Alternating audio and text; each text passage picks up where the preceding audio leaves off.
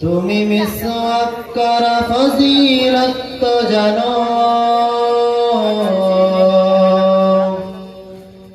খাবার শেষে মিষ্টি মুখের হাদিসটাও মানো।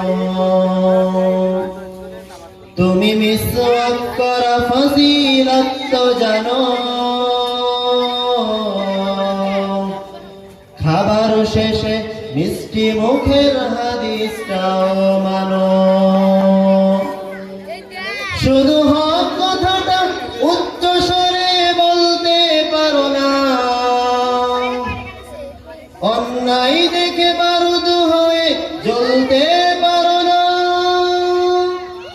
শুধু হক কথাটা উচ্চ স্বরে বলতে পারো না, অন্যায় দেখে বারুদ হয়ে জ্বলতে পারো না।